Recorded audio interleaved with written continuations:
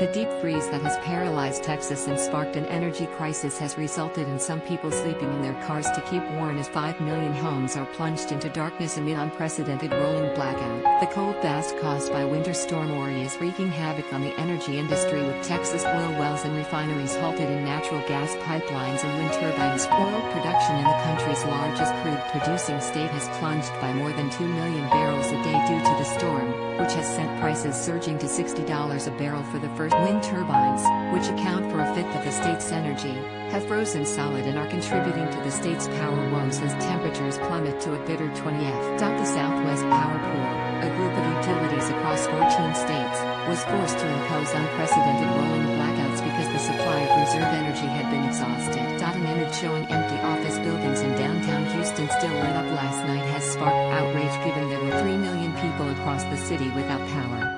Surging demand, driven by people trying to keep their homes warm and cold weather knocking some power stations offline, has pushed Texas' system beyond this weather event. It's really unprecedented. We all living here know that, said Dan Woodfin, Senior Director of System Operations at the Electric Reliability Council of Texas. He defended preparations made by grid operators and described the demand on the system as record-setting. This event was well beyond the design parameters for a typical, or even an extreme, Texas winter that you would know. And so that is really the result that we're seeing, Woodfin said.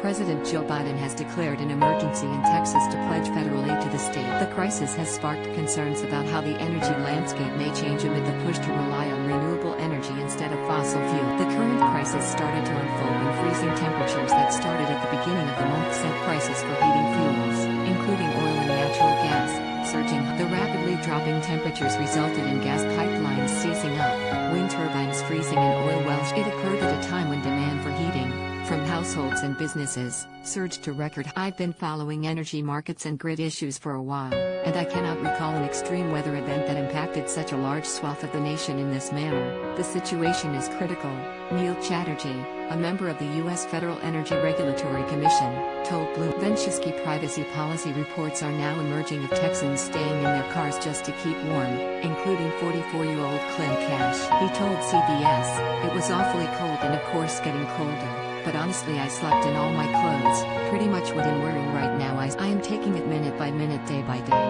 I don't plan on driving."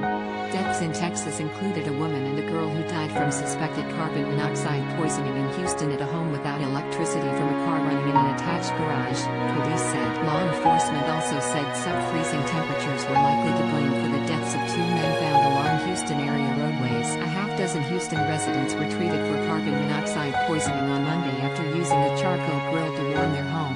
Texas officials have requested 60 generators from the Federal Emergency Management Agency and plan to prioritize hospitals and nursing homes. The state opened 35 shelters to more than 1,000 occupants, the agency said. More than 500 people sought comfort at one shelter. Mayor Sylvester Turner said other warming centers had to be shut down because they lost as nightfall threatened to plummet temperatures again into single digits in Texas. Officials warned that homes in the state still without power would likely not have heat until at least 2. Things will likely get worse before they get better, said Harris County Judge Lena Hidalgo, the top elected official in the county of nearly 5 million people around Houston. Temperatures nosedived into the single digits as far south as San Antonio, and homes that had already been without electricity for hours had no certainty about when the lights and heat would come back on. In Dallas, officials told residents to refrain from calling 911 to report power outages as the 911 call center became overwhelmed with power outage calls.